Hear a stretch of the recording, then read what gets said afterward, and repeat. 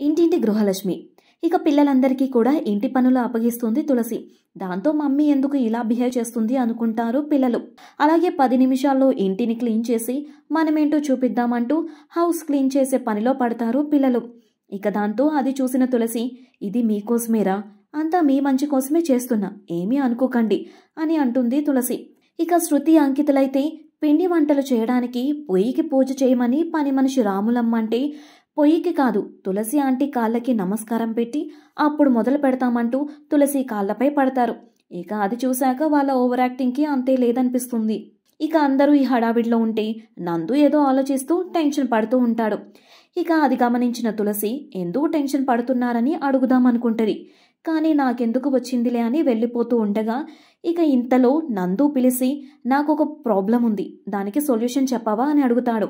ఇక అది ఏంటి అంటే, ఫెస్టివల్ టైంలో కాఫీ డేకి జనాలు రారు, మరి కస్టమర్స్ రావాలంటే ఏం చేయాలి, నాకు సలహా ఇవ్వవా అని తులసిని అడుగుతాడు. ఇక దాంతో చదువురాని తులసి ఆలోచించి ఒక సలహా ఇస్తుంది. ఇక దాంతో మొత్తానికి నందు యాహూ అనుకొని తులసికి థ్యాంక్స్ చెప్తాడు.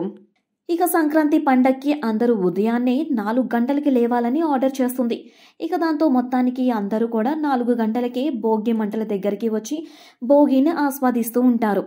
మరోవైపు నా చేతుల్లో చేయాల్సిన పూజ, నేను వెలిగించాల్సిన భోగి మంట నా ప్రమేయం లేకుండానే జరుగుతుంది, దీనికి కారణం తులసియే అని ఆ భోగి మంటల దగ్గర తిట్టుకుంటూ ఉంటుంది లాస్య తులసిని. ఇక మరో బీభత్సమైన సీన్ ఏంటంటే, లాస్య అందంగా చీర కట్టుకొని కొత్త పెళ్లి కూతురిలా రెడీ అవుతుంది. ఇక వెనక నుంచి ఆమె ఒంపు సొంపుల్ని చూస్తుండిపోతాడు నందు.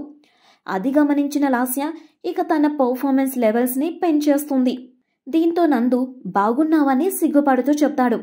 రోజు బాగున్నానా లేకపోతే ఈ రోజే బాగున్నానా అని లాస్య అనడంతో, రోజు బాగుంటావు, ఈరోజు రోజు కంటే బాగున్నావని పొగుడతాడు. మొత్తానికి ఈ సీన్ చూస్తే ముసలాడికి దసరా పండుగే, సారీ సంక్రాంతి పండుగే అన్నట్టుగా ఉంది. ఇక ఆ తర్వాత ముచ్చట్లు, మిగిలిన సంక్రాంతి సంబరాలు, అందులోని వివాదాలు రేపటి ఎపిసోడ్తో కలుద్దాం. Thanks for watching. Please do subscribe, like and share.